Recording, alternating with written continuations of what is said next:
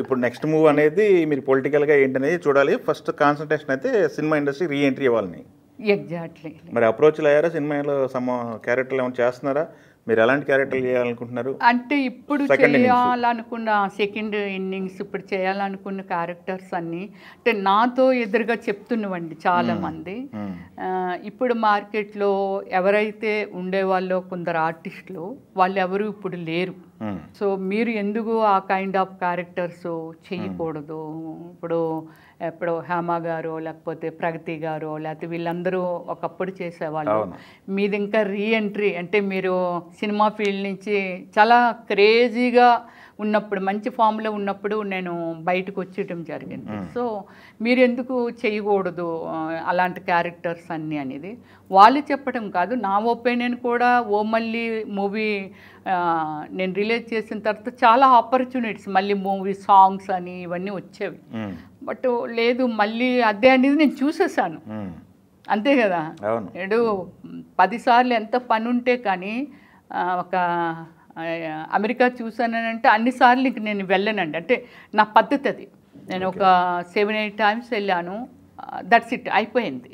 నేను చూశాను కదా అది ఏముంది, ఇక్కడున్న మాల్స్ ఉన్నాయి, ఇక్కడున్న రోడ్స్ ఉన్నాయి, ఇక్కడున్న లైఫ్ స్టైల్ కూడా సేమ్ లైక్ యూఎస్ లాగే వచ్చేసింది. ఇక్కడ కూడా ఇంకేం చూస్తాంలే అనేది. అది ఏమిటంటే almost all kind of roles నేను ప్లే చేశాను కాబట్టి ఇప్పుడు మళ్ళీ ఒక మదరు, సిస్టరు లేదా ఏదైనా మంచి మంచి ఆఫీసర్స్, పోలీస్ ఆఫీసరు, అలా ఎనీ క్యారెక్టర్. ఒక యాక్టర్ అంటేనే ఏ క్యారెక్టర్ అయినా చేయగలగాలి. సో నేను అందులో ఉన్నాను అనుకుంటున్నాను. సో ఏ క్యారెక్టర్ అయినా చెయ్యగలను, చేస్తాను అనేది. సో ఆ ట్రయల్స్లో ఉన్నాను. ఇప్పుడే నాకు తమిళ్లో ఒక మూవీ వచ్చింది. సో ఇప్పుడు తేజ గారు ఉన్నారు కదా, వాళ్ళ అబ్బాయి హీరోగా ఒక మూవీ ఏదో స్టార్ట్ చేస్తున్నారు, ప్లాన్ చేస్తున్నారు. అందులో ఒక బ్యూటిఫుల్ క్యారెక్టరు నాకు చెప్పారంటే ఓమల్లిలో ఉన్నట్టు 1937 హిస్టారికల్ సంథింగ్ స్టోరీ అని చెప్పారు. అలాగే ఇప్పుడు ఒక వెబ్ సిరీస్కి కాంటాక్ట్ అయ్యారు. సో ఇప్పుడు ఏమిటంటే మొత్తం చాలామంది మాట్లాడుతున్నారు. ఎప్పుడో 25 years నుంచి ఫైనాన్స్ చేస్తారు మూవీస్కి, పెద్ద మూవీస్కి.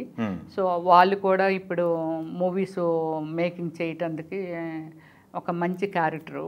ఇంకోటి ఊరు పంచాయితీ, దానిలో దొరసాని క్యారెక్టర్ ఏదో ఉంది, అది అడగటందుకు వచ్చారు.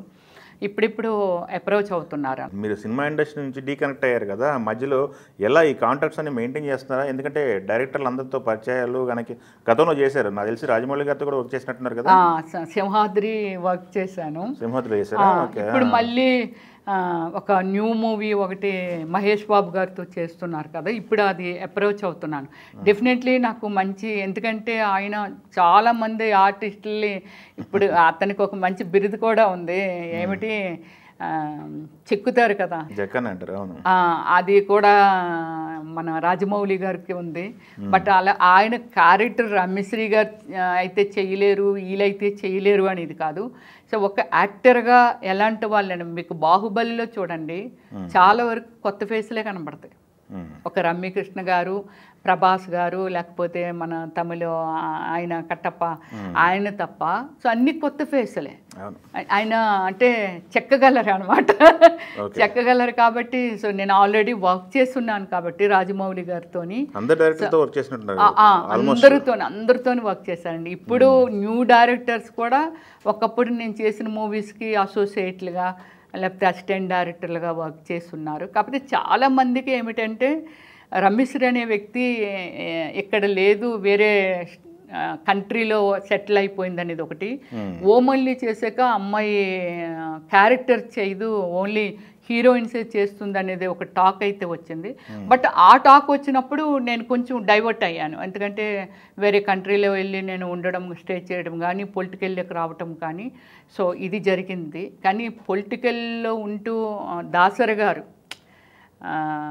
మా గురువు గారు, ఆయన సెంట్రల్ మినిస్టర్గా కూడా ఉంటూ ఎన్నో సినిమాలు చేశారండి. శారదా గారు, జమునా గారు, అంటే లీడర్షిప్ ఈజ్ డిఫరెంట్. అదే ఇది ఇప్పుడు మన పవన్ కళ్యాణ్ గారు మళ్ళీ సినిమాలు చేస్తేనే దాన్ని అందమండి. నిత్యము ఇందులోనే ఉండిపోరు కదా, నిత్యం ప్రజల దగ్గరికి వెళ్ళి కూర్చోరు కదా. ఆ ఫ్యాషన్ అంటే టైమింగ్ అండి, టైం బాండింగ్ అనమాట. మనము ఓకే మనం ఇది చేస్తున్నాము, దీన్ని ఎలా అడ్జస్ట్మెంట్ చేసుకోవాలి, ఇది ఎలా ఉండాలి, ఇది వింటూ ఉండాలి, ఇలా ఆలోచిస్తూ ఉండాలి. అది కష్టపడే వాళ్ళకి ఏ విధంగా అయినా కష్టపడవచ్చు. బట్ అలాగేమిటంటే సో ఏదైనా చెయ్యొచ్చు. నేను అలా ఏమిటంటే నేను ఈ 5 years అయితే మాత్రం 100% ఓన్లీ ఫిల్ము మూవీస్కే కౌంటర్, ఆల్ లాంగ్వేజెస్ తెలుసు కదండి, సెట్ చేసుకోవాలి, సెకండ్ ఇన్నింగ్స్ సెట్ చేసుకోవాలి అంతే. కొంచెం ఇంకొక 2-3 monthsలో సెట్ అయిపోతాను. ఇప్పుడు హోమ్ మినిస్టర్ కూడా మీ ఏరియా అమ్మాయి కదా, అనిత గారు, పాయికరావుపేట. చూద్దాం, ఇప్పుడు తను రాగానే ఫస్ట్ మాట్లాడింది డ్రగ్స్ పైన, డ్రగ్స్ గాంజా అనుకుంటే మాట్లాడింది. ఇప్పుడు ఎంతవరకు కంట్రోల్ అయిద్దో చూద్దాం. వెయిట్ అండ్ సీ అండి. ఇంకా 2 months అవుతుంది అంతే ప్రభుత్వం ఫామ్ అయ్యి. మనం ఒక టైము, ఇప్పుడు మనము ఒక మంచి మటన్ కర్రీ, గుమగుమలాడే మటన్ కర్రీ కావాలని అంటే మటన్ షాప్కి వెళ్ళి తీసుకురావాలి. ఆ మటన్ లేసి ఆయిల్ ఉండాలి, మసాలా ఉండాలి, కొత్తిమీర ఉండాలి, టమాటా ఉండాలి, ఇన్ని ఉంటేనే దాని గుమగుమ. ఇదంతా చెయ్యటానికి ఆ ప్రాసెస్ అనేది డెఫినెట్లీ ఒక 3 hours 4 hours ప్రాసెస్ అండి. అది జస్ట్ కుకింగ్. అలాంటిది ఒక రాష్ట్రము దీన్ని అంటే అంత తొందరగా అంటే, కాకపోతే తనకు ఒక ఫీల్ ఉంది, ఇలా అయిపోయింది, దీన్ని ఇలా సరి చేయాలి అనేది తను ఎప్పుడైతే మాట్లాడిందో మనం వెయిట్ చేయాలి. ఇది ఎంతవరకు సక్సెస్ అవుతుంది, సక్సెస్ చేస్తున్నారు అనేది.